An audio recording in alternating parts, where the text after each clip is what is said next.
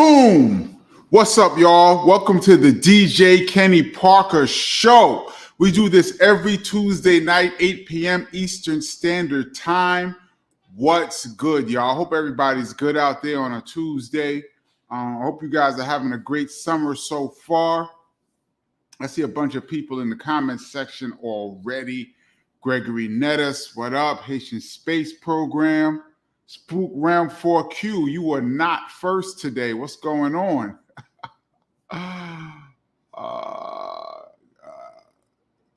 Let's see, who else is in? Ethan Sutton. What up, Kenny? Much love from Missouri. What's good in Missouri? Missouri. I'm saying Missouri. DJ Green Hornet. David Scott. Salute DJ KP from sunny, super hot Key West, Florida. Got my vinyl copy of Sex and Violence, Get On Down. That's dope. Sex and Violence from Get On Down Records. That is dope. Yeah, I think they only came out with 500 copies of those. And I don't have a copy. So, yeah, but I'm glad they reissued that on vinyl. FU2, what's good? MMA Crossfire, I see some of the regulars in here. Gen X King, shout out to DJ Evil D for the dope interview last week. Yes, shout out to my brother DJ Evil D, who was here last week. We had a great conversation, and he dropped some bombs that I did not know. And me and each have talked dozens of times over the years, but he gave me some new information last week. For those that didn't check it out, it's on the live last week. Let's see. Terrence Hill, good evening, KP and everyone in the room. What's up? GF Worrell, Worrell. Hope I'm not messing up your name. I know I am. Dan Marasuti, peace and love from Scarborough, Canada. Earl Green, salute to the almighty DJ Kenny Parker. What's good? Oh yeah, before I go any further, I want to say, give a rest in peace. I saw this week Chino XL passed away this week. I did not know Chino XL. Of course, I knew of him as an MC, but I've never got a chance to meet the brother. But a lot of our people are just going, man, and it's alarming. Also, rest in peace to DJ Polo, legendary DJ of Cool G Rap and Polo. DJ Polo, I knew. I used to see him from time to time. He was always a good brother. As you notice, all the DJs and producers from the 80s and 90s, like we all know each other and we all interacted with each other. So he was mad cool. Shout out to DJ Polo and rest in peace to him and his family. That's a big loss for the Juice Crew and for hip hop. I just wanted to say that I saw that this week. I was going through my phone this week and I was looking for an old text, and I saw a text in my phone from DJ Mr. C. Rest in peace, and it just made me kind of sad too. A lot of our people are dropping, man. Rod Justice Hip Hop said, big up DJ Kenny Parker. He just finished watching Just a Friend video. Yeah, I was in that video. For those that don't know, shout out, rest in peace to my man, Biz Markie. I was in that video, Just a Friend. So that's dope. Shout out Terrence Hill. Shout out Rosmel. Earl Green. Shout out to you. Forlini. Hey, hi there. What's good? Marky Radford. Peace from Virginia Beach. Shout out to Virginia Beach. We haven't been to Virginia Beach. I haven't been to Virginia Beach in a long time. Remember all the ruckus that happened at Virginia Beach in '89 that caused Public Enemy to make that song Fight the Power?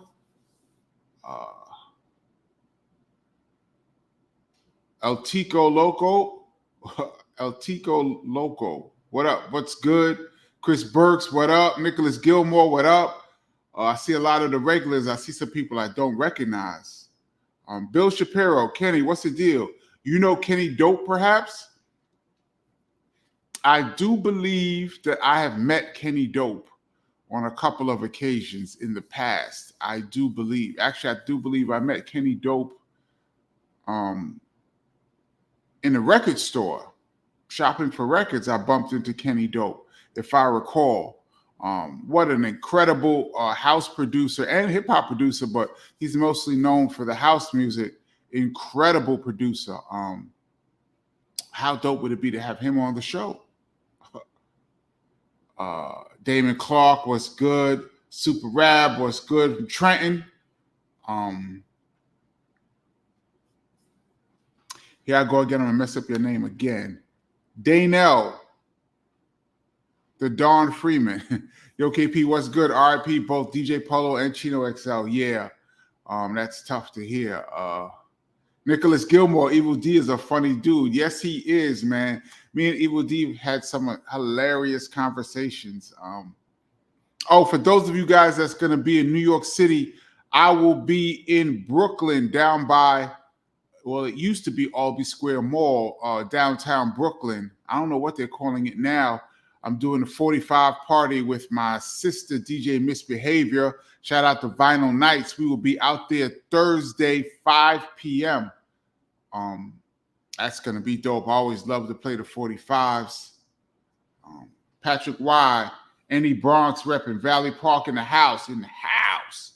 Def Rocker, peace.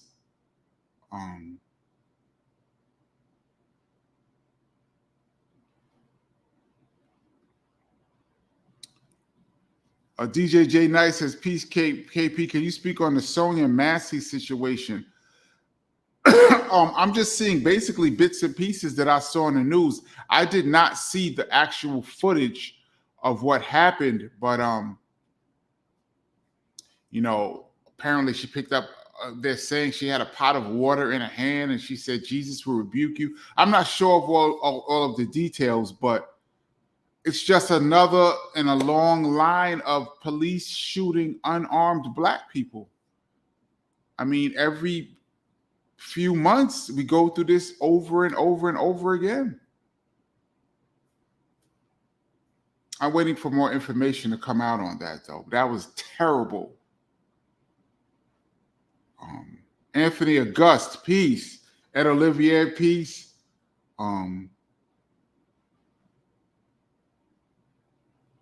Ed Olivier says, Kenny P, what's up? I have a question. Did you, Evil D, about they did with Chris? You talk about what they did with Chris. No, we didn't even get a chance. Me and E went 2 hours last week. And we didn't even get a chance to talk about Evil D and they work with KRS on the Chris Styles album. We did mention that Evil D, the Beat Miners project, is out now, and it has a song with KRS-One on it. I did mention that I was trying to get the Beat Miners to work with BDP since they first came out. We didn't even get a chance to talk about the work that they actually did with Chris. A lot of it was on the Chris Styles album.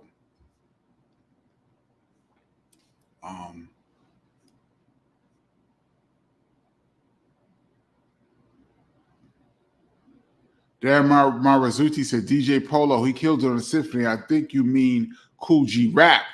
DJ Polo was the DJ. And yes, Cool G Rap. That's really, the Symphony was really the song, I think, that brought Cool G Rap, that raised his profile up a notch to be an elite MC. His verse on that song, The Symphony, because there was a lot of dope MCs, including the Big Daddy Kane, who at that time was one of, if not the hottest MCs in the game. And Cool G Rap sounded just as good as Kane. Some might even say he stole the show on that song. Shout out to Master Ace, shout out to Craig G. Everybody was superb on that song. But yeah, Cool G Rap and The Symphony, it was his coming out party, in my opinion.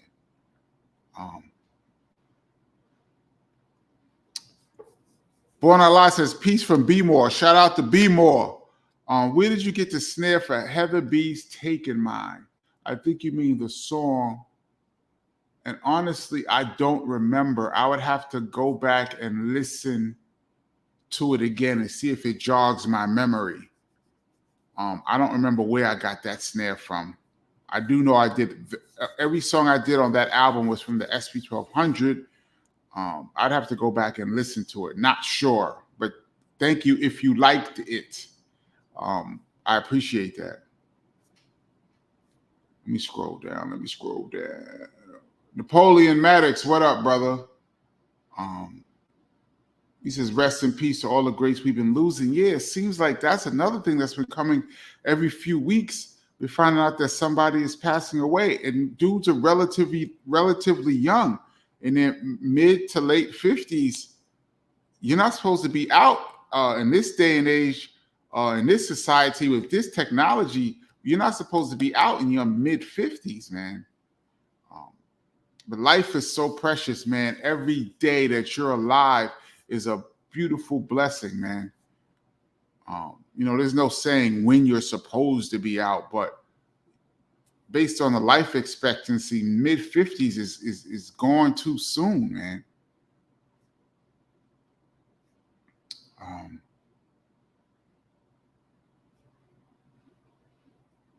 Let me scroll down.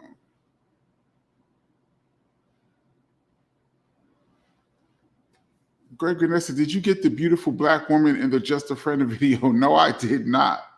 I do believe she was a model. Well, there was a couple girls in there. There was one that Biz was his love interest in the video.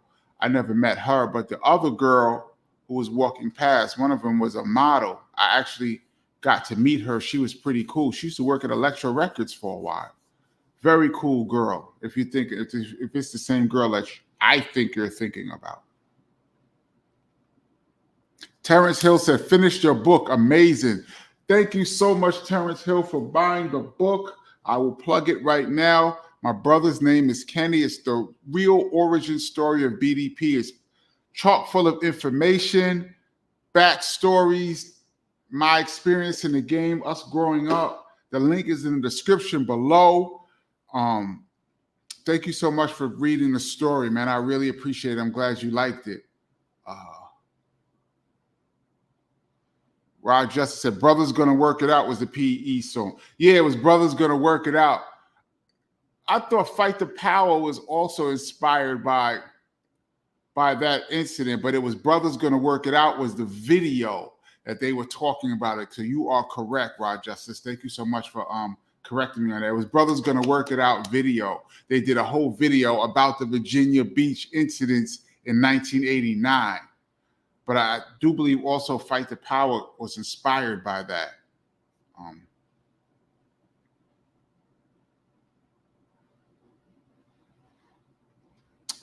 Anyway, what up? Hey, KP, I was at the Red Alert party. Did you go? No, I was busy, man. It was my birthday. I had to be there. Shout out to DJ Red Alert, who was on this show a few weeks back and gave a very candid interview. That is one of my DJ heroes. I need to actually, I'm going to put a picture of me and Red Alert on this wall because he's one of my heroes. No, I didn't get a chance to go to the party. I know it was dope. This is a very interesting question, Gen X King. I talk a lot on this channel about how much I used to hang out in the 80s and 90s and 2000s. I really almost overdid it, y'all. And the question was, out of all the clubs you attended in NYC, which one did you frequent the most? We got to say most clubs didn't last that long. In hip hop, if a club is hot for more than 6 months, that's a dope club. A year, that's incredible because certain elements will ruin the club. But I would say the longest lasting club and the club I frequented the most was the legendary Tunnel. I was a fixture in the Tunnel. I was at the tunnel from before they were there. Before that party was at the tunnel, they was at 2 other spots, and then they landed at the tunnel. I was there opening night, and I was there at least, if there's 52 weeks in a year, we did a lot of shows back then. So we were going a lot, but a lot of times we would come off the road and we would get home on a Sunday, and the tunnel was Sunday night. I would be in the tunnel Sunday night. We would just get home. It's almost like I would put my bags down from the road touring with KRS and go right to the tunnel. I would say out of 52 weeks in a year, I was there at least 25 to 30 times per year, times 7 years. That's a lot. Yes, I would say that's a great question. And the tunnel was the spot that I was at the most. El Tico Loco says, brother's going to work it out and fight the powers about Virginia Beach. Yeah. And that was a big thing at the time. Shout out to Public Enemy, one of my favorite groups. I would love to get Chuck D on here, man. And Chuck does so many interviews, and I actually have Chuck's number. I just haven't got the courage to reach out to him yet and ask him to come on the show. But I'm gonna do that. I'm gonna get the courage, y'all. I'm gonna call Chuck D. I think I'm gonna call Chuck D this week, or at least text him and ask him if he would grace us with any time and come on the show. I hold Public Enemy to the highest regards. It would be incredible to have Chuck on here. I just haven't asked him. David Scott, have you heard Rakim's new album? Any thoughts? I haven't heard any new music yet. I've been so busy working on some stuff. I can't talk to y'all guys about it yet, but I will. That I haven't had a chance to listen. I started listening to Common and Pete Rock this weekend, and it was sounding good so far. So I'm about 4 songs in to that. I haven't had a chance to listen to anything else. Rod Justice, did you see Biz Markie's custom 45 turntables? Are you kidding? That's all Biz used to talk about. And there's a controversy about how he got them. But the story he told me was that he knew the owner or the head of, or maybe the CEO of Techniques, and they were going to make 45 turntables. And they gave Biz a prototype. And then something happened and they never put him into production. So Biz had the only prototype. Something like that was the story that Biz told me. That what they gave him was the prototype of what was going to come but didn't come. So I've seen Biz DJ at least 4 or 5 times using the 45s. And when he pulls out the 45 Techniques, official Techniques, it's over. Matter of fact, it doesn't even matter what he plays after that. Once he pulls out the Technique 45s, it was over. Oh, man.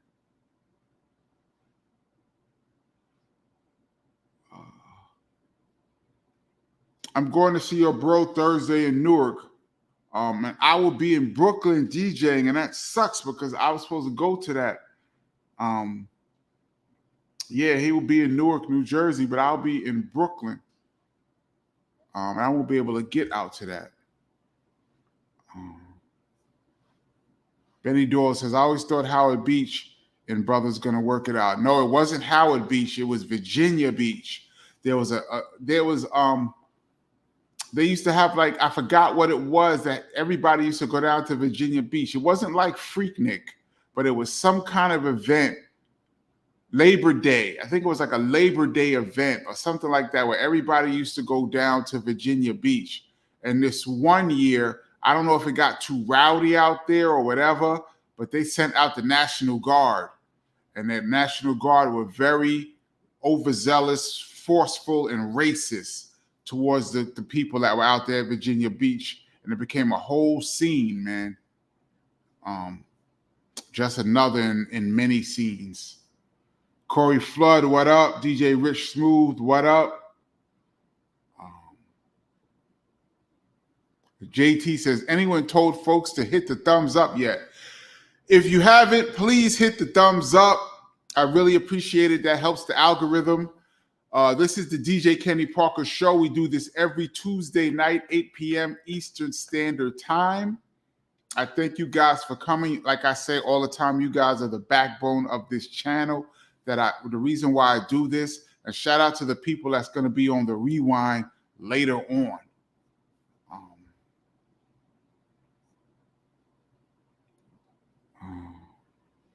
Willie Shelton says, what up, KP? Peace from Arkansas. Shout out to Arkansas. I finally caught the live again. Dope. Welcome. The DJ Evil D episode was bananas. Yes, it was, man. Evil D dropped a lot of gems on that.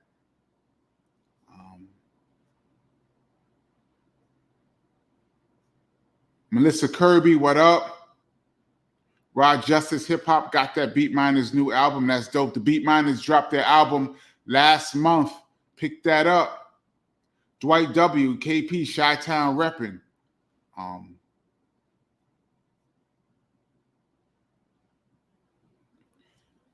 KBH the Hunter says, Evil D just needs to be a regular guest. There's so much there. There really is, because there's so much more I didn't get a chance to talk to E about. I mean, there's a few guests that I could have talked more with them about. Maybe we could bring Evil D back and just get some of his opinions on things. But, you know, he's had a very illustrious career in hip-hop, and he's worked with everybody. So you're right. There's so much more to get out of Evil D. Maybe we could bring him back one day.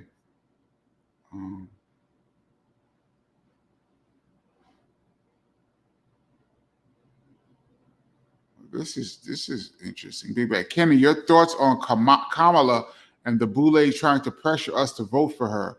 The Divine Nine are not role models. Well, I don't really talk too much about politics on this channel, so I'm not even going to get into it too much, but I will say this.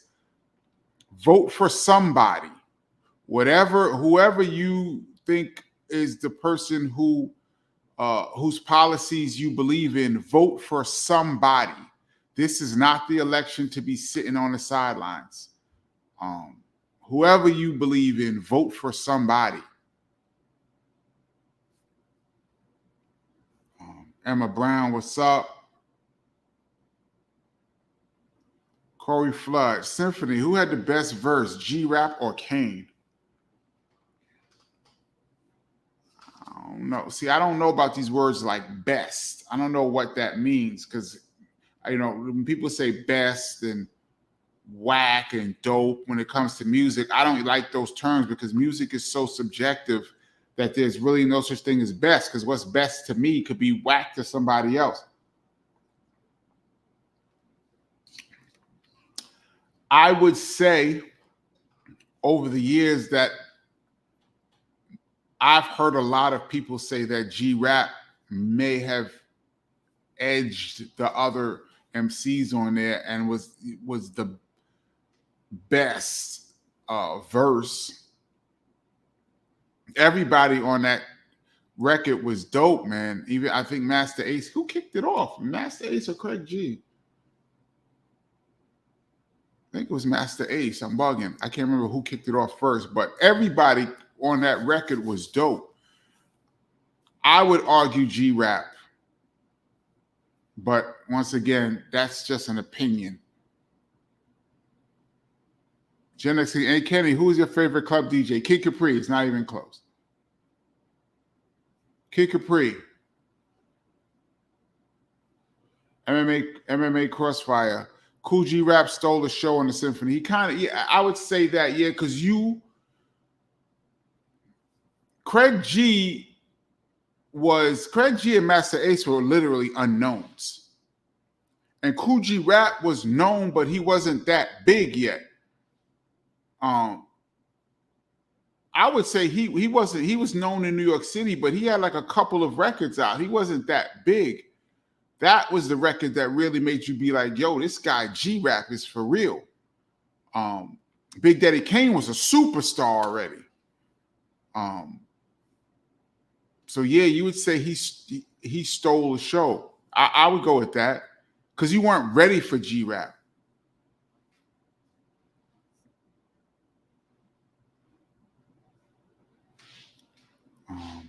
Maddie Cakes Muhammad, peace. I haven't seen that name in a while. Charles 13X. Everybody wanted to sound like Big Daddy Kane in the late 80s. What do you mean by everybody? You mean like the audience? Because I thought like in the music, rappers was so individual back in the late 80s, early 90s. I don't think there was a lot of people that sounded like Kane to me. I think more people sounded like Rakim to me. I mean, I could see influences of Kane, but you know, there's influences of a few people. I don't know if I would say everybody wanted to sound like Kane. Charles 13X said that. Everybody wanted to sound like Big Daddy Kane in the late 80s. I don't know. I don't know about that one. Because there was a lot. I mean, you think of the top 10 MCs at that time, they all sounded different.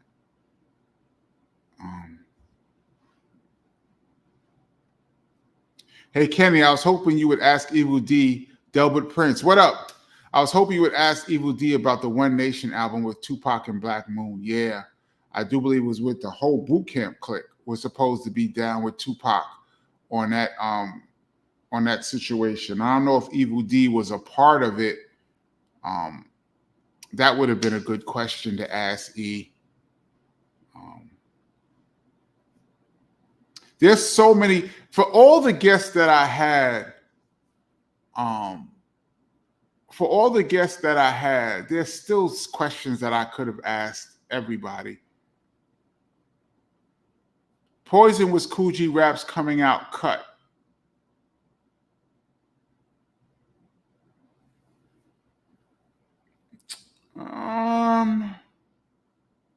Possibly. I thought Road to the Riches was when he was that was a big record in New York. I mean, Poison was big too. Poison was not as big as Road to the Riches, but maybe it was his coming out lyrically. His own record. I can hear that.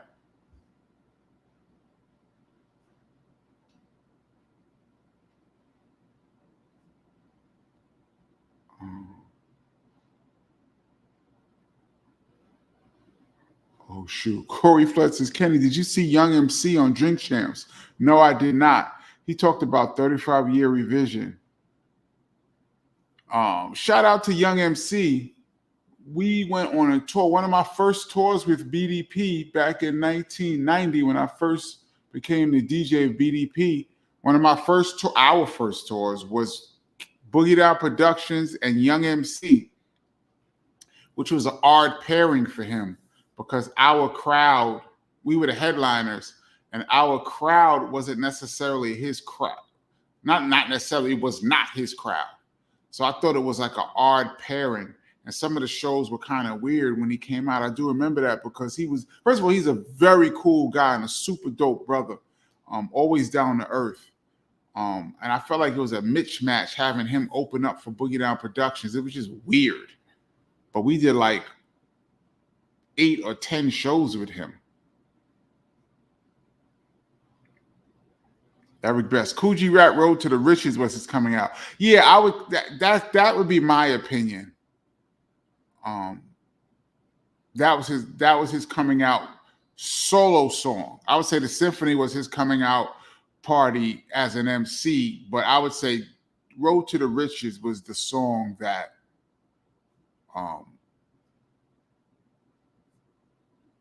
I would say was a national song. JT said Kool G Rap's coming out party for me it's a demo. As soon as I heard that, I knew he was the one. It's a demo was one of them nice radio records, but I wouldn't say it was. He wasn't considered an elite MC at that point. Is my opinion. From being around hip hop, listening to the radio, but he wasn't considered an elite MC. Because when it's a demo came out, you remember Biz dropped, KRS dropped, Rakim dropped. Even Slick Rick had the record that Red Alert used to play.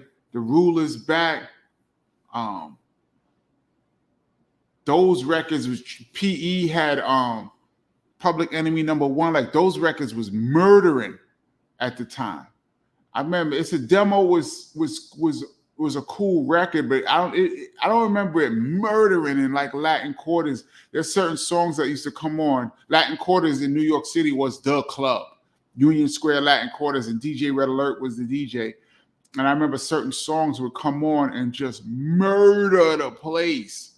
Like Stetzer Sonic, Go Stetzer, and even Do the James, Super Lover C, Casanova Rudd. Like those records used to come on, Ultramagnetic.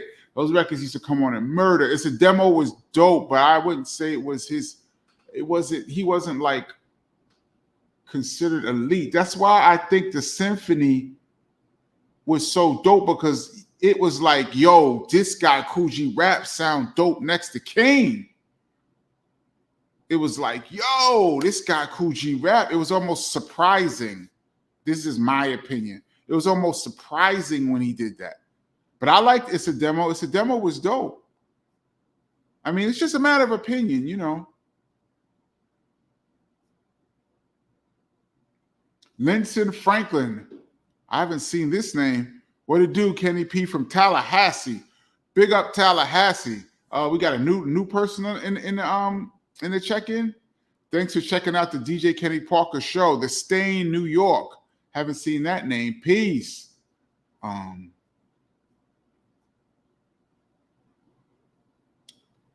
Did KRS get Criminal Minded back? Is he the sole owner of the publishing? Corey Flood. I don't know the answer to that question, but I would say I doubt it. They've been arguing over that record, and the owners of B-Boy Records, they've been eating off that album for 37 years or something. They would never give up the publish. As a matter of fact, I'm going to say the answer to that is no, because you see last year when Kanye West supposedly sampled South Bronx without permission. Did y'all see that?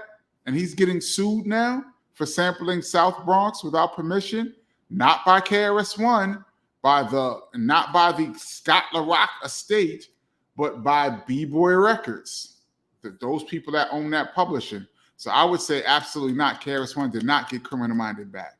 Because if that was the case, he wouldn't have sued Kanye West. Or if he did sue Kanye West, it would have been like KRS-One sued Kanye West. So I would say no. Hype Style. Wow, YouTube finally opened up the chat for me. Oh, salute DJ Kenny Parker. What's up, Hype Style? KRS is performing in Detroit tonight. Yes, he is. Wish I was in town. Yeah, Chris is on the road right now. He's working. Reggie Johnson, ATL has entered the chat. Big up, ATL.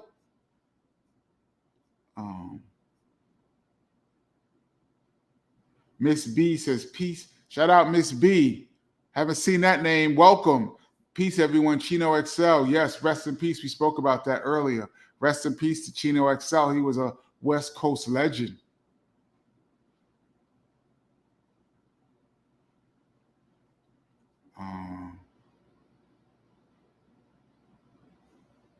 Def Rocker says, was Dr. Butcher the DJ that did the scratches for G-Rap? I'm not sure. I'm not too familiar with the G-Rap's camp inner workings. I don't really know G-Rap. Tell you the truth, I met G-Rap maybe once in all of these years. I've never had a conversation with G-Rap. I don't know him at all. But Polo was mad cool. I used to see Polo. We always used to, exchange pleasantries. He was a cool brother. So I don't know the working. I don't know the inner workings of their crew.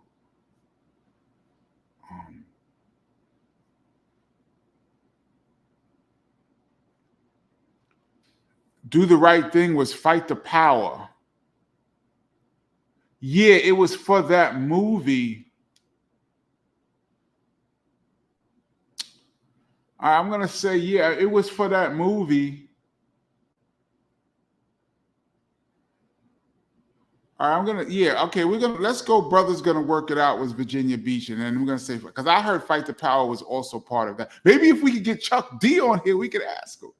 But let's go with Fight the Power was part of Do the Right Thing, and Brothers Gonna Work It Out was about Virginia Beach. Oh, this is dope. D Nizzy, Red Alert got a statue in Harlem. Yes, he did, and I did not know anything about it, or I would have been there. DJ Red Alert, like I said, is one of my heroes. He was the one that inspired me to become a DJ. Him and my brother. And he has his own statue. That's incredible, man. That is an incredible honor. Shout out to DJ Red Alert.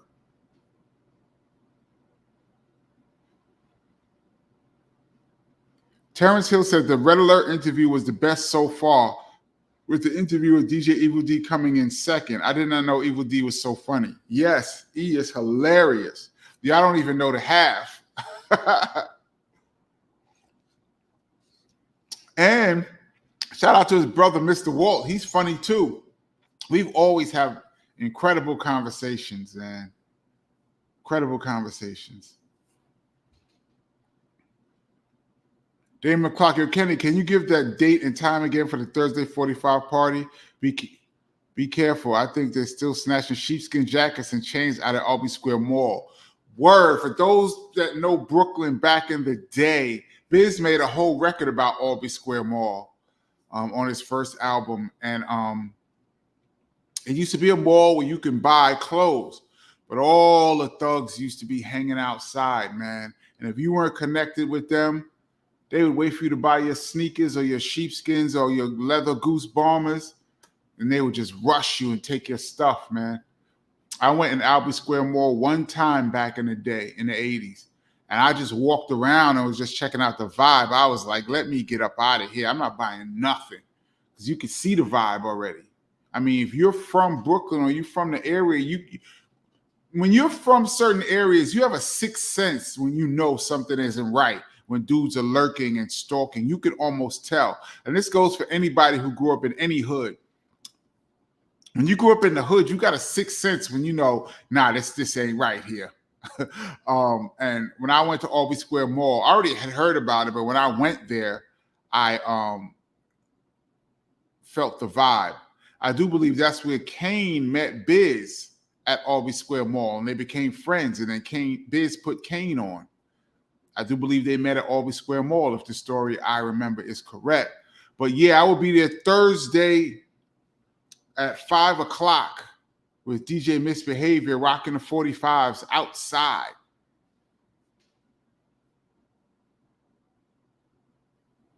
E-Money says, I hope everything's good. I'm back after missing 2 weeks. Welcome back, E-Money.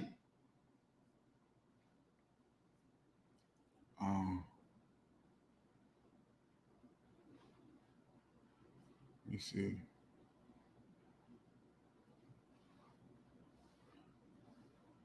I see a RIP Chino XL. Yes, we talked about that earlier.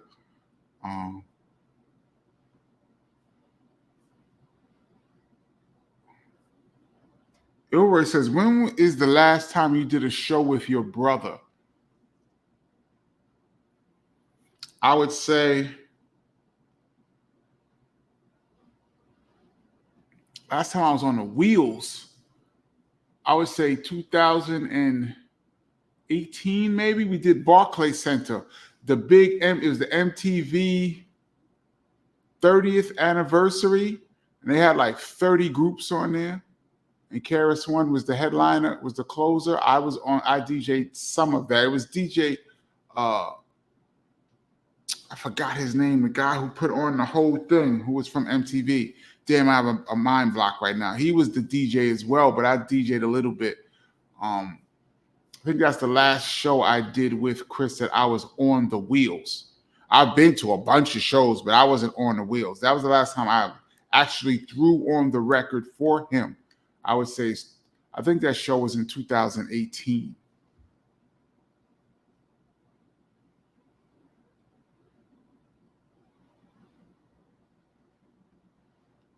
Kenny, is there anyone we would know who was in your circle of friends that you rode with to the tunnel? Probably not. If you read the book, my boy Daryl, I used to go to the tunnel with a lot. I'm gonna shout out my dude Jetta from Jersey City, that whole crew. Shout out Jetta, shout out C-Dog, shout out Wild War, shout out Mal. All of us used to go to the tunnel. Me and Heather B been to the tunnel a couple of times. Yeah. Heather B is a person I've been to the tunnel with a couple of times. With her peoples, well, some of her peoples and my peoples, we all were together at the tunnel. That's who I used to roll with at the tunnel mostly. But I went to the tunnel a lot of times by myself. Actually, most of the time that I went to the tunnel, I was by myself. But when I wasn't, those were the people that I was with. Have I ever went to the tunnel with a celebrity? KRS-One performed at the tunnel. I DJ'd that show. That was off the hook. I've never went to the tunnel with a celebrity. I got some funny tunnel stories too. I think I'm going to do it in an Epic Fails. Coriato says, call Chuck. Call her right now. I should call Chuck live and see if he answers. Yeah, I'm going to call Chuck. See what he says. All you can do is ask, right? Anyway, he says the tunnel with the unisex bathroom was wild. Yeah, they had a bathroom. The stalls were unisex, men and women in the stalls, and it wasn't like it was closed. So like girls would go into the bathroom to use the bathroom, and dudes would like jump up and try to look over the little door. It was wild, man. The tunnel was not a hip hop club. The tunnel was like a dance club, house music, alternative club for years. And on one Sunday night, they would have hip hop, and they brought in Funkmaster Flex for just Sunday night, and it became ridiculous. There used to be 2,000 people inside and like 1,000 people outside that couldn't even get in. Like literally 1,000 people outside. It was ridiculous on a Sunday night.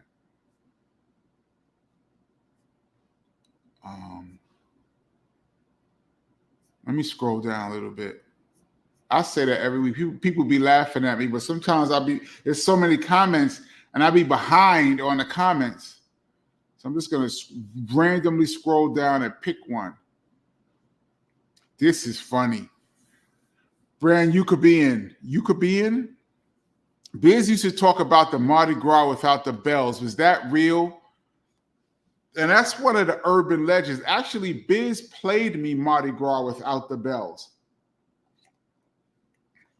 But he played me a MP3, which he said he recorded off of the record.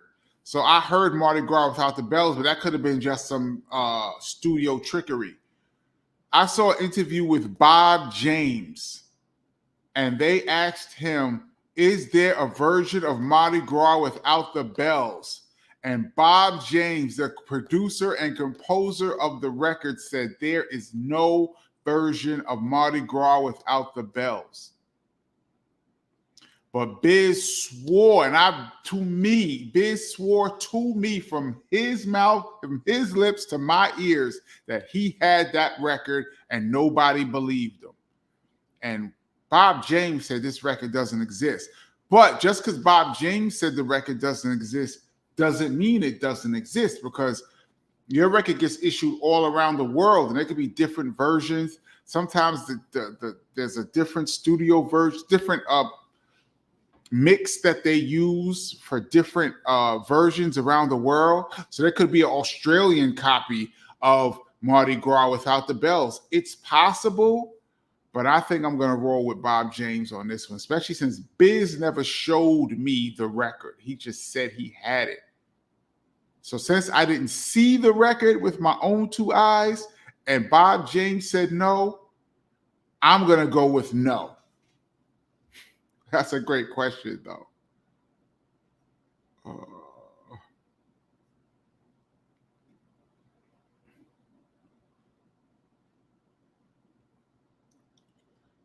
Much love from Canada. Yo, Kenny, what's your favorite LL Cool J album? Asking because his new album, The Force, drops September 6th. Shout out to Uncle L. Mine is Mama Said Knock You Out. I think mine is Mama Said Knock You Out as well. Yeah. I would say Mama Said Knock You Out.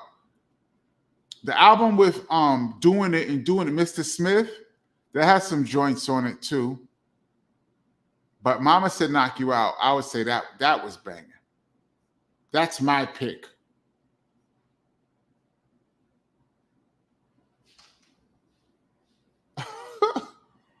Kennard Roberts said, hip hop will never end because nobody knows when or where it began. Let's not start that. Kennard, please, let's not have that conversation today. Please, please don't do it. You are 100% correct, but don't do it. Dartmouth says, how do you feel about ATL being the new mecca of hip hop? I don't know if there could ever be a new mecca. New York City is the mecca of hip hop and the creation of hip hop. But it could be the center of hip hop. Is it really Atlanta? If that's the case, more power to it. I mean, wherever it's hot, it's hot. I don't have a problem with that. If ATL is the mecca of hip hop, first of all, so many people from New York are in Atlanta right now that it's really blurry over there about who's doing what too. Atlanta is New York heavy right now. But if it's the new mecca of hip hop, that's cool. Long as something dope comes out of it.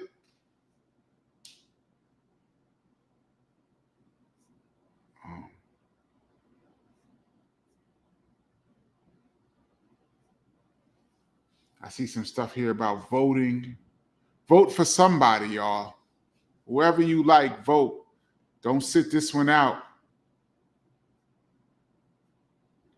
Terrence Hill said Ace kicked it off. That's right. I thought it was Master Ace, but I wasn't sure. Yeah, shout out to Ace One. He kicked it off.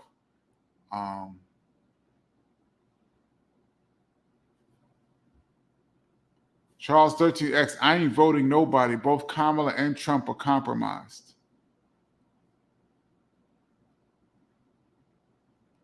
That's your right not to vote for anybody. But my only thing to that is that you can't complain later on. You have no opinion later on. The only way you can really have an opinion is if you vote for somebody. That's my conclusion after all of these years, because I was that person too. And I who's compromised and who's not compromised, that's a good conversation. I'm not going to have it on here, but that's a very good conversation. But at the end of the day, in these particular election, like this one right here, I just don't agree with not voting for such. Vote for somebody. Corey Flood said we voting. Who had the best verse? Kane, Ace, Craig, G-Rap. That's a good vote. I gotta go G-Rap. But everybody was dope on there. See, sometimes you get like a weak link because everybody was really dope on that record.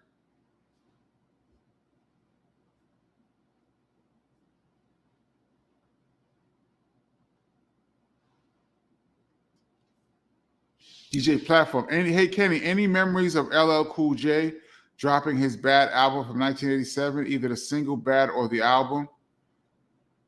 No, I didn't know LL Cool J at that time. I met LL Cool J later on. I met LL Cool J right before Mama Said Knock You Out came out. When I met LL Cool J, Jingling Baby was his single. I have a couple funny LL stories though. I think I'll tell y'all one right now. I went to see, when I was still in school, I was not in BDP yet, but I was around. I had KRS-One's. I mentioned this last week. I still have KRS-One's hat that he wore on the cover of By All Means Necessary, and in the My Philosophy video, I talk about in the book how I got that hat. I still have that hat. But at that time, 1989, it was still nice and crispy looking. I used to rock it all the time. I went to see De La Soul at the Jacob Javits Center in New York City in 1989 when 3 Feet High and Rising had just dropped. And we didn't have tickets. I went there and I do believe Pasta Noose got me and my friends in. I had just met Pas and Maceo like 2 weeks earlier. D Nice introduced me to them at another club called Mars. We was all hanging out. It's more hanging out, but I met De La Soul in the club 2 weeks earlier. I went to see them at Jacob Javits Center. Pas got me in, me and my friends. So I'm standing there where the crowd is with my people. We just chilling, and in comes LL Cool J. Keep in mind, this is 89. He is a bona fide superstar. I do believe his last album, well, Bigger and Deffer, went double platinum. I do believe at that point, that's the album with I'm That Type of Guy on it, right? In 89, that album was platinum. So LL Cool J was a superstar at this point. Comes walking in the crowd, chilling in the crowd. Everybody's like, oh, it's LL. This one girl saw LL Cool J and she stopped and she started shaking. She just started shaking. She was looking at him and she was just shaking like this. And I'm looking at him like, yo, is this girl having an orgasm? Right there in the lobby. It was like in the lobby. She never said a word. He was just standing there, and some people might like came up to him. He might have been signing an autograph or something. And this girl was literally like this, vibrating. I was like, yo, I think she's having an orgasm. I was like, told my boys, like, yo, look at this girl. And she was just shaking. And I never forgot it. She never said a word. She couldn't even talk. She was like, and was shaking at the sight of LL Cool J in the Jacob Javits Center. I always thought that was crazy. This is the first time I ever told that story, but I just thought about it when you brought up LL from 87. This was not 87. This was 89, but that's one of a few funny stories I have from the times that I've seen LL.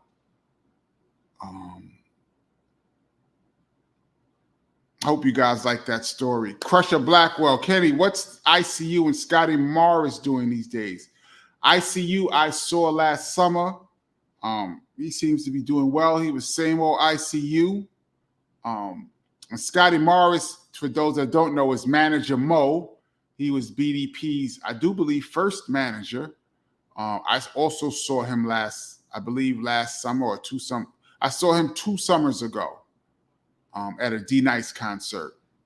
And he was chilling too. So as of last year, both of them were doing well.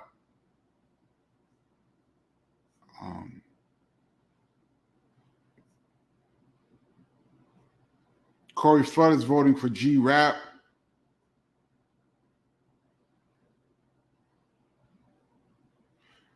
Here's a question I should have asked Evil D, but I forgot. What happened to the 5-footer? Was there beef with him and Black Moon? I don't think there was beef. I should have asked Evil D this question, but off the top of my head, and I'm cool with 5 too. What up, 5? I do believe 5 was incarcerated for parts of the Black Moon journey. So he was in and out of the system. So I think in the times where you didn't see 5, I don't think it was because of beef. This is just my understanding. It could have been. I'm not in Black Moon, so don't take my word for it.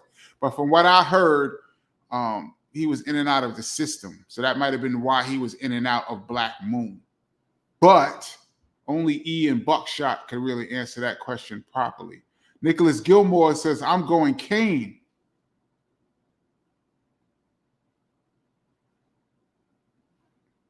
In longevity, but Big Daddy Kane is the best.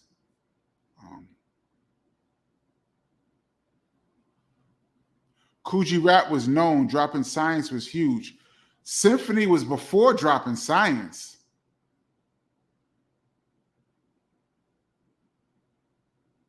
I'm gonna say the Symphony was before Dropping Science.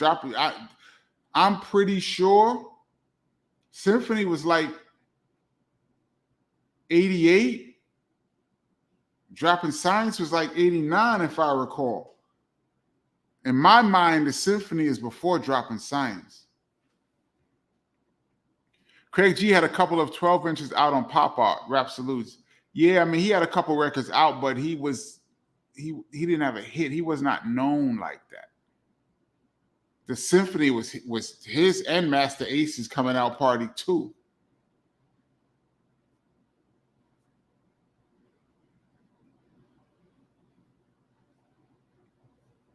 David Scott said, whatever happened to Fluffy Toenails? That's a really good question.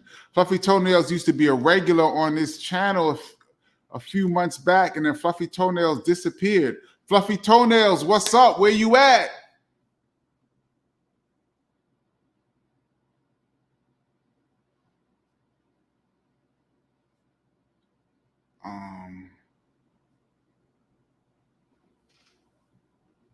Chuck was maybe the most sampled. I would argue yes.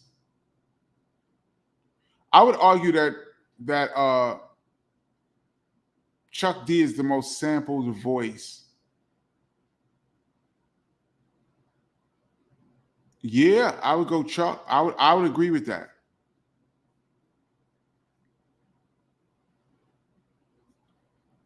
People are talking about a second symphony. We're talking about the first symphony.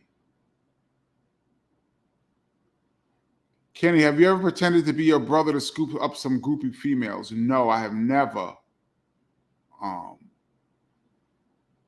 I've never did that. Although I tell you what's funny, I was in the hood. I'm not gonna tell you which hood. I was in a hood one time with some of my peoples, and I actually walked up on some of my friends, and they was with some of these guys I didn't know. And this one guy was like, yo, you look like Kenny Parker. You look like KRS-One's brother. And then he proceeded to talk about how if he was KRS-One's brother, how easy it would be to talk to girls. All I would do is say, I'm KRS-One's brother, and that would be it. And I was sitting there talking to him like, really? You think it's that simple to just walk up to girls and say KRS-One's brother and that's it? And he was like, yeah, it's that easy. You should just do it. Just tell him. And after a while, his man was like, I can't let this happen to you, bro. That is Kenny Parker. And it was hilarious. But I was just curious to see how he thought it was that simple, because in my reality, it's not that simple. Maybe it's just me. That's a funny question, though. I like that question. Kenny, have you ever considered having Slick Rick on your show? I haven't thought about it because I don't know Slick Rick, but he would be fantastic. I met Slick Rick once, just in passing, like, hey, what's up? What's up? He was nice, like he's not like disrespectful, but I just don't know him. I have no contact with him. Now, Dougie, on the other hand, that's my dude. Shout out Dougie Fresh, who should be on this show. I gotta talk to Dougie. But Slick Rick would be great. I have no relationship with Slick Rick, but I would love to talk to him, man. 49 and Neil, what's good? Kenny, what's up, bro? RIP to DJ Polo. Word. We was talking about that earlier.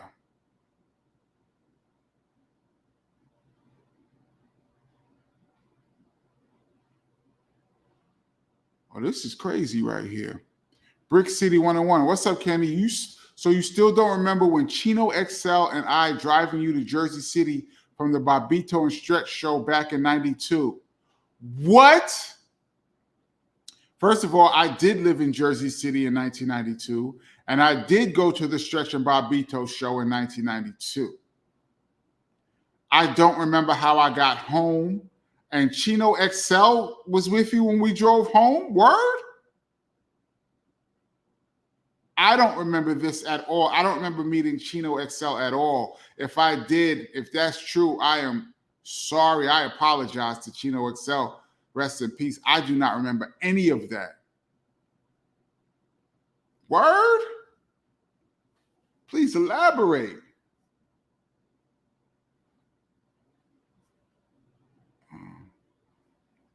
Def Rocker, my first time hearing G-Rap was It's a Demo. Yeah, me too.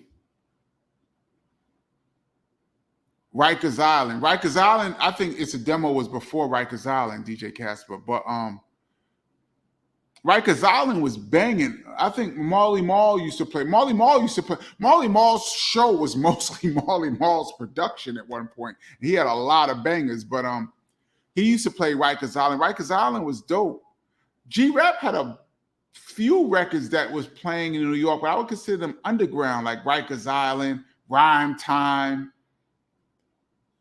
I loved Truly Yours. I thought Truly Yours was incredible, but I think that was on the album. But all of these to me were like underground records.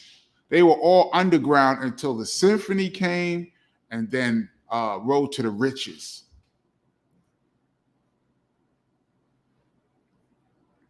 Dan Marasuti, also prayers for Joe Cooley. What? Joe Cooley passed too? Wow. I haven't heard. This is the first time hearing about this.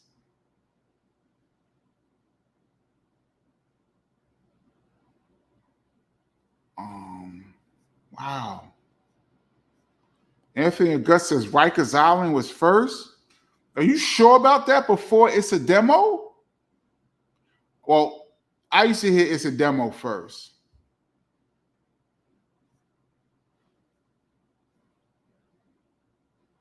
Nicholas Gilmore said, never really got down with Young MC.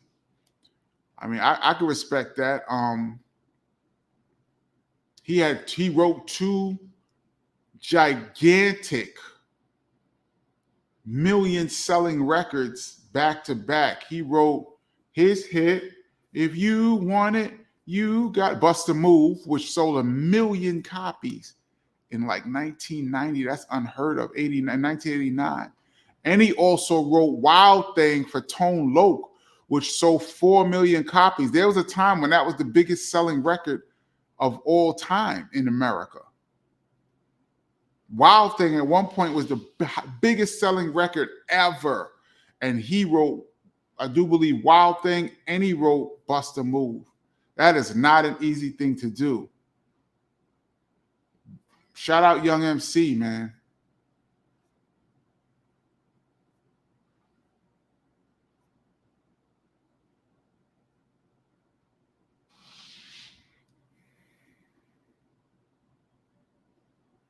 Yeah, Nicholas Gilmore said, I respect Young MC, but it was too commercialized for me.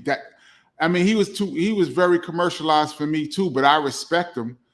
I mean, it's not easy to write a hit record, man. I don't care who's what. One day I'm gonna do a whole breakdown. You know how hard it is to have a hit record? You have probably the same odds of getting struck by lightning, literally go outside and get struck by lightning, as it is to write a hit record, man. That is extremely difficult. I respect anybody who took a pen and wrote something that rocked the world.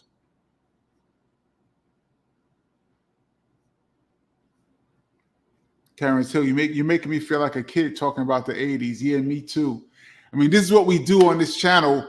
This is the DJ Kenny Parker Show. We do this every Tuesday, 8 p.m. Eastern Standard Time. We don't really have any format on this show. We just be talking about hip hop and just things. Nothing in real particular. Sometimes we have guests, sometimes we don't. And I really appreciate you guys that come and hang out with me. We're already at an hour, y'all. We just here talking. I'm gonna hang out a little more if you guys want, and just have some fun. I love talking about back in the day. Road to the Duchess, Richard, was not G-Rap's first single from his album. That is true. Poison was his coming out joint. And the Symphony made him official. I think the Symphony was before his album dropped. I believe the Symphony was before. Somebody could look that up, but I believe Marley Marl's album, that In Control album, was before. Maybe I'm wrong, but I know that in New York, even when Poison was out, G-Rap was not an elite MC. He was just had a dope record. It was the Symphony and Road to the Riches, to me, that really put him like, that moved him up a notch. Boston's is going with Kool G Rap had the best verse.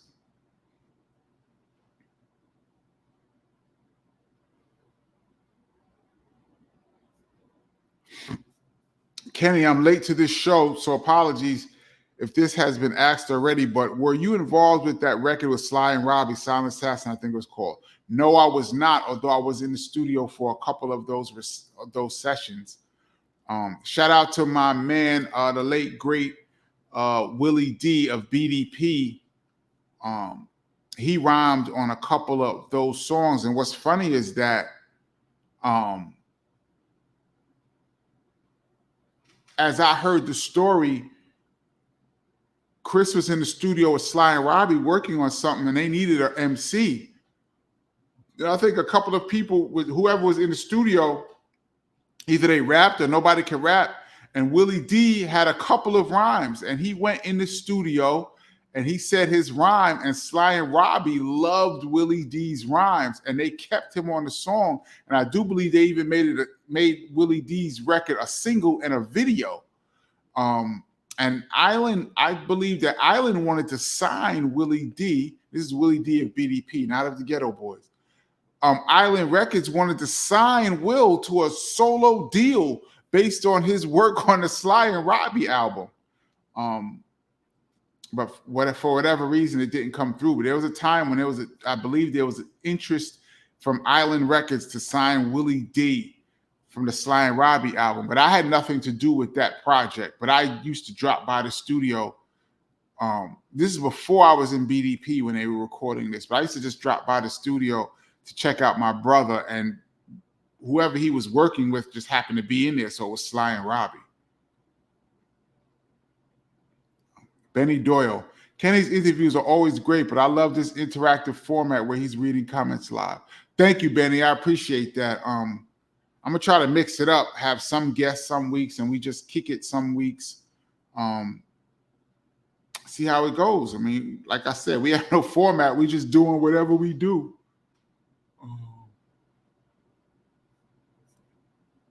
Let me scroll down.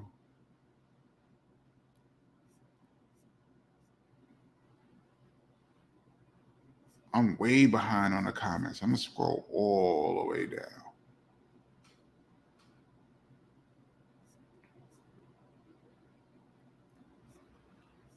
You guys be having like your own private conversations in here.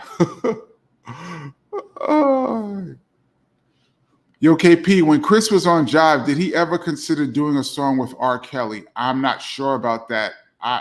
Back then, there wasn't a lot of collaborations like there is now, and hip hop and R&B was not linked like that. So that would be considered odd. I know he did a record with Joe, who was signed to Jive. Joe, who did the singing with Big Pun on Still Not a Player. KRS and Joe has a record.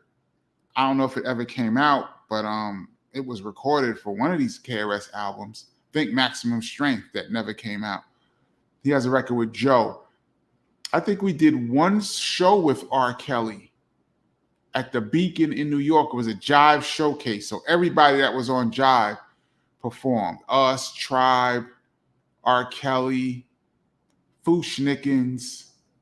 I think this was like 1992.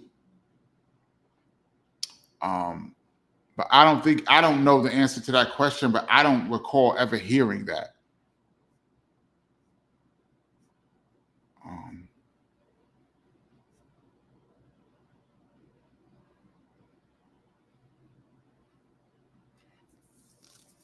Hey, Kenny, have you noticed a lot of today's rappers have these weird ass single and album covers lately? Not even lately.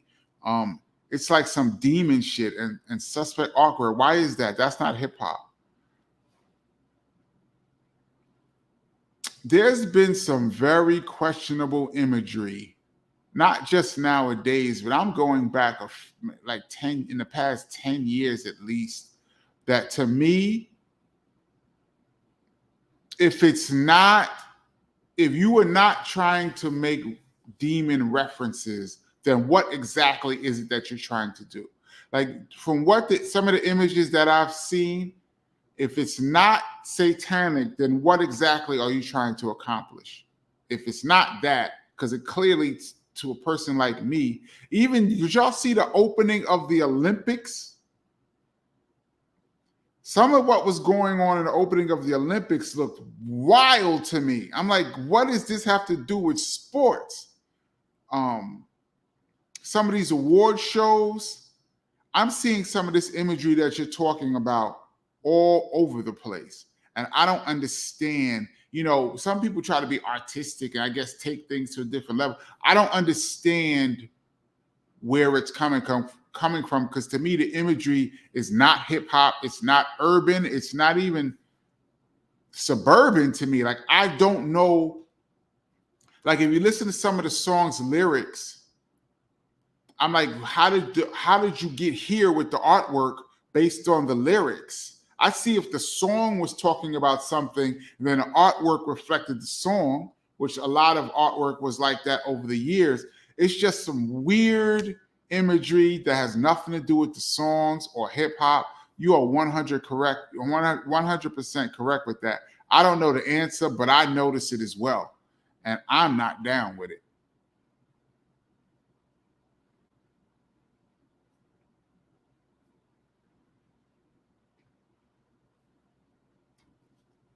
Monty Mon, Club Speed with Mr. C was dope. Yeah, I never went to Speed. I never went to Club Speed. I heard it was off the hook in there. Mr. C had it rocking. I just never went there.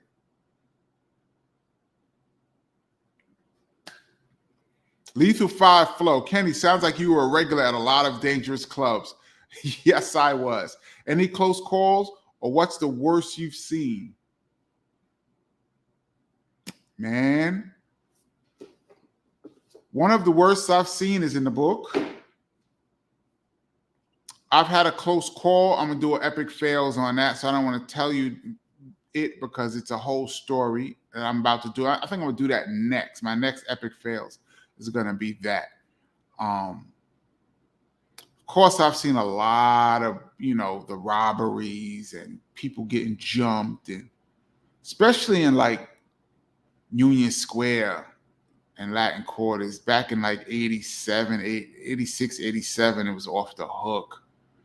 And the funny thing about the tunnel used to be nice. Like when the tunnel first opened in 93, open for hip hop on the Sunday night party, a lot of celebrities used to be there. It was the place to be. 93, 94, 95, it was dope. And then it started to get more and more hood. Then you started to see less celebrities, and then security got more. They dudes used to be gigantic. I remember one time I came to the tunnel, they was like, first, they used to make you take off your shoes. That became a thing. Everybody had to take off their shoes and go through the metal detector. I'm like, it became like that. Of course, they didn't make me take off my shoes or go through the metal detector. They showed me love there at the tunnel, but most everybody else had to take off their shoes.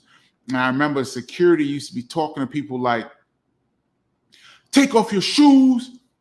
If we catch you, it used to say, if we catch you with any weed or anything, we're taking it.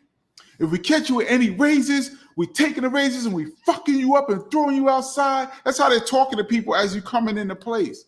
Security was talking like that. If we catch you doing anything, we fucking you up, we throwing you outside. And I'm like, yo, am I coming into Rikers Island? I'm coming to a club. After a while, the tunnel just became too thugged out. Like towards the late 90s, it wasn't what it used to be. And I kind of stopped going there, but I'm gonna do a whole thing on that. But I would say I wouldn't have a lot of close calls because I knew how to maneuver in the clubs. Let me say this real quick on this subject. I love this subject because I used to hang out. Like I said, I was the king of outside. In my early years, I came up with like 3 rules, maybe 4 rules that would avoid you having any problems. Rule number 1, don't wear any jewelry to the club. I know that you want to show everybody. Back then it was your 3 or 4 finger name ring and your dookie rope chain, and you wanted to rock your sheepskins and your I know you want to look fly. Just don't do it at Union Square Latin Quarters unless you was connected with somebody else. Because you would just have a problem. That's just what it was going to be. There's elements that came there just to rob people. They didn't come there to party. They didn't come there to meet girls. They just came there to rob people. So if you had on something like that, you were going to have problems. That's rule number 1. Don't wear any jewelry. Rule number 2, if you're not from Brooklyn, when they say who's in the house, and they used to go through all the boroughs, is Staten Island in the house? Is Uptown in the house? Is Queens in the house? Is the Bronx in the house? They always used to wait, and you'll get like, is Uptown in the house? You get like a little, oh, is the Bronx in the house? Oh, Queens, not that much. Then they say, is Brooklyn in the house? The whole place explode. Brooklyn was everything. They just ruled every party. And a lot of people used to be in there, the dudes from Brooklyn, waiting to see who would raise their hand from the other boroughs. So if they like, yo, it's Uptown in the house, and you're like, Uptown. Oh, they're not from Brooklyn. Okay, cool. Now you're a target. So my rule number 2 was, if you're not from Brooklyn, just don't raise your hand to any of these shout outs. Just be quiet, man. Just chill. Because if you're not from Brooklyn and you expose yourself that you're not from Brooklyn, you could have problems. Rule number 3, if you bump into somebody, say, pardon me, man. More fights broke out because dudes bumped into dudes and didn't say, excuse me.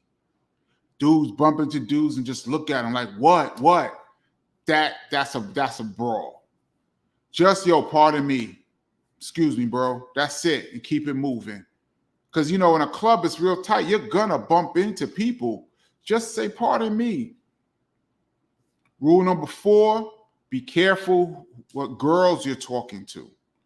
Talking to somebody's girl, that could lead to huge problems. Be careful what girls you are talking to in the party. And rule number 5, when the party's over, go home. Do not be hanging out in front of the club, hanging out. There used to be, like in Latin Quarters, there used to be like a McDonald's. Like Latin Quarters was on Times Square, so there used to be a bunch of stuff still open in the area. Don't eat there. Any clubs, Union Square, even like the Tunnel, any stores or any place around there where the food places are, don't go there. Don't hang out. Just go home.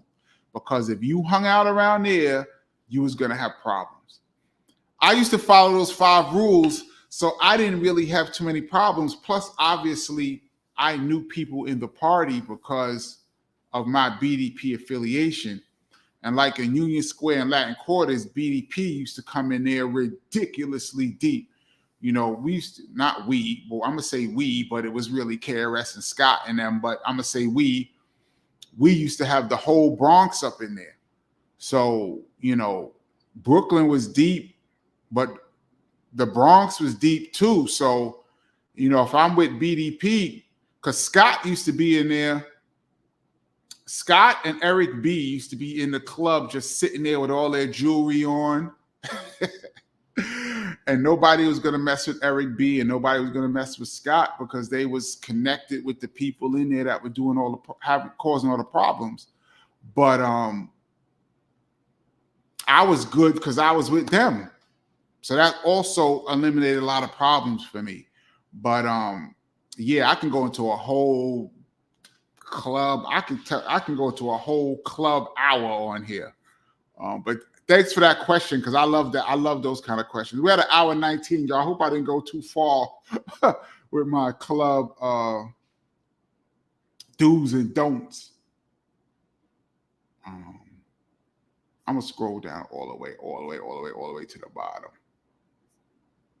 I'm gonna get out. We had 1 hour 20. I'm gonna do like maybe 5 more minutes, y'all. I'm gonna get out of here. So let me see.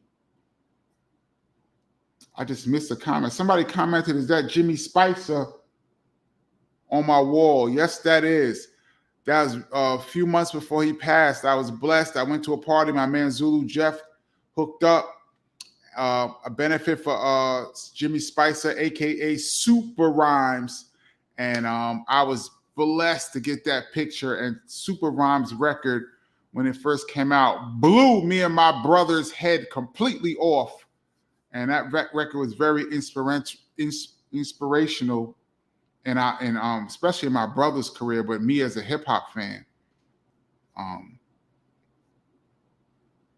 Joey Joe said, "Got in late, but what up? What up, Joey Joe?"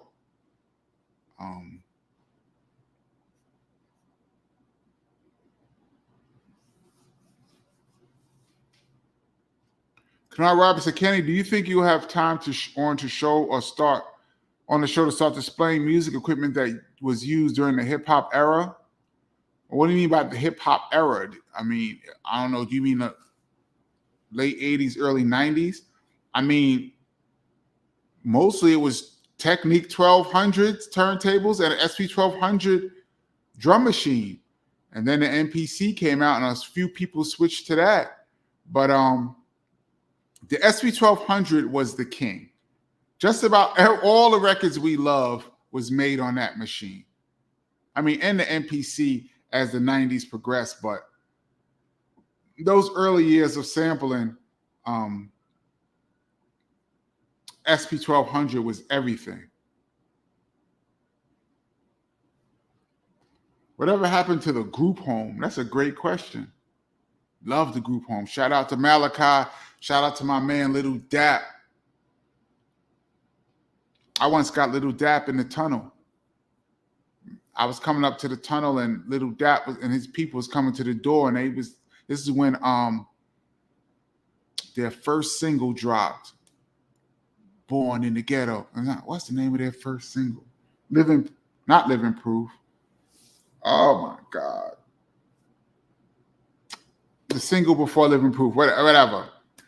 That had first came out. I remember I was coming to the tunnel, and Little Dap and his people was coming down the block, and we got to the front, and they was gonna let me in, but they was like, "These dudes can't come in, like there's too many of them." And I was talking to the people at the door. I'm like, "Yo, that's the group home. That's Little Dap, blah, blah, blah." And they was like, "Oh, okay." They could come in. Like they didn't know who they were. And I was like explaining, that's the group home. And got them in. Good question, B. Fred. Shout out to Little Dap. I didn't know Malachi that well, but Little Dap, that's my dude.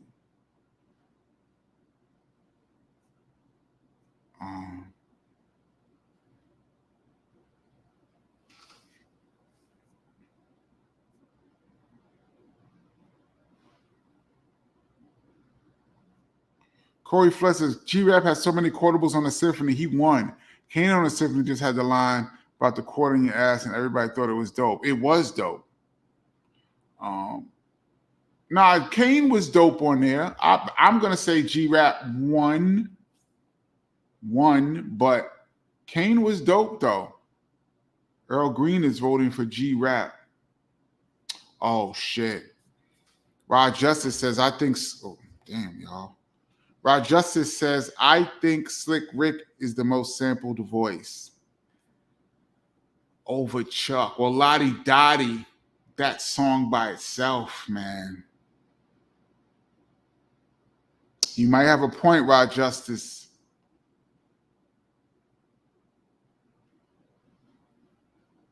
Yeah. Lethal Flow, Slick Rick. Man, it's tough. It's all because of Lottie Dottie. It's not even that Slick Rick is about that. He's on that song. Every single verse, every line on that song is a hook.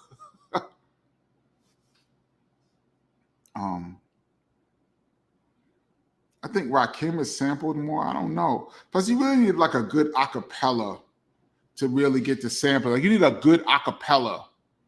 And Lottie Dottie was Lottie Dottie was just the beatbox and vocals, so it had a perfect acapella.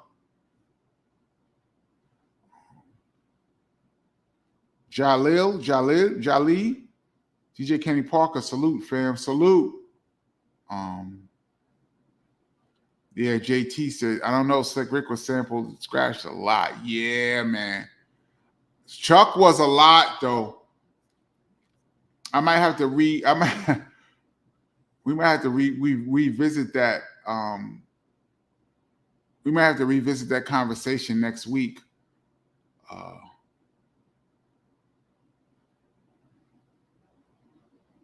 Corey Flood, just can't see BDP having groupies. Girls don't listen to KRS. BDP shows used to be packed with a lot of women. A certain type of woman was a KRS-One fan. I would say, first of all, when you have a hit record, everybody is there. So anytime we had hits, but I'm going to say a type of girls that would listen to, say, R&B or, say, Luke Skywalker wouldn't necessarily listen to KRS, but the type of women that listen to conscious music, kind of women that listen to Public Enemy, Queen Latifah, those Rakim type of group. There's a lot of people. I'm just gonna say there's a lot of people at them KRS-One concerts, dude.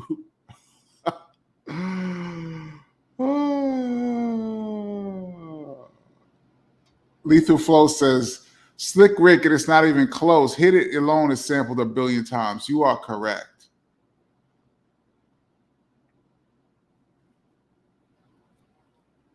Yeah, I might go with Slick. Chuck is a lot. See, Chuck has a lot of different songs that was sampled, but still, Slick Rick is a tough act to follow when it comes to sampling. GF Worrell says, Kenny, stop sitting on your hands and call Chuck D and Dougie Fresh. Yeah. I don't have Dougie's number, though. I do have Chuck's number. A lot of people on here are saying that Slick Rick is the most sampled.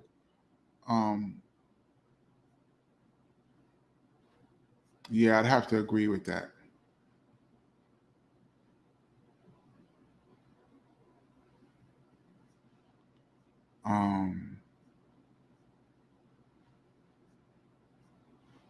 We're at 1:28. I'm gonna get off in a couple minutes, y'all. I'm just trying to get to everybody's comments. If I see something on here that looks interesting, a lot of people saying Slick Rick.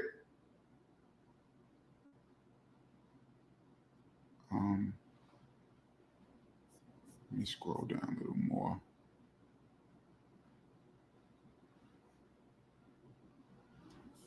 KP, is your voice public domain like your brother is? Great question. Wax prophetic. First of all,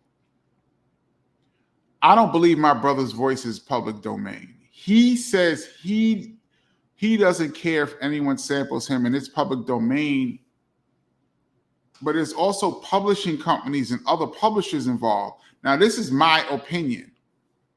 You can't sample Criminal Minded. I don't know, Chris's publishing companies. KRS says his voice is public domain, but be easy if you're going to sample KRS. That's my opinion. Is my voice public domain? It depends on who's sampling my voice. If it's somebody trying to come up and trying to make it, I wouldn't try to stop them. Maybe we can work something out. But the way this game is and the way publishing is, you can't really have your voice be public domain. because somebody else will take your voice and they'll claim it for themselves and start charging people. So you really have to have your voice almost copywritten or protected or something. If you don't protect your voice, someone else will and make money off of it.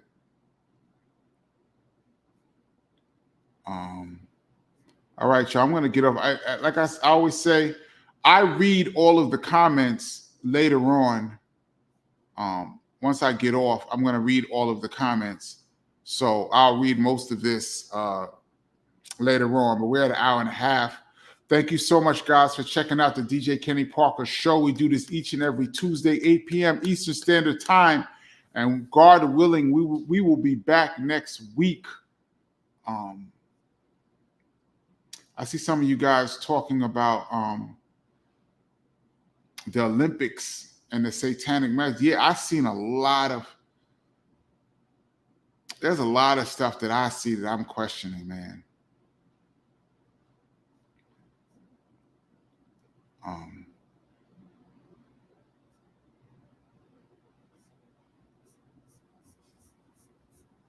Let me see if I can just pick up something real quick.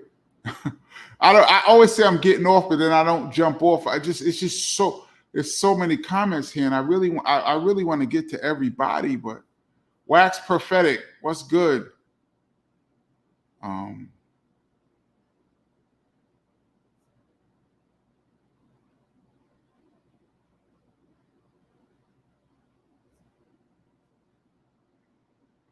Charles 13X said hip hop is flooded with culture vultures. Yeah, I mean we got to get a proper definition of a culture vulture, but yeah.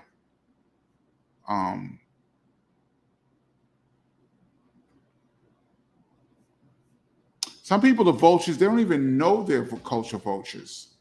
Shit. Some people are culture vultures, don't even know they're culture vultures. Like I said, so all right, I'm going to get off, y'all. Peace to everybody. Once again, rest in peace to Chino XL and DJ Polo. And if I was in the car with Chino XL and didn't even know it, that's craziness to me. Please DM me that. Please DM me and give me more information on that, because I don't remember that at all. But I definitely lived in Jersey City in 1992, and I definitely went up to see my man Stretch. Shout out to Stretch Armstrong. All right, y'all, I'm getting out of here. Peace. I'll catch you guys next week. And for those on the rewind, peace.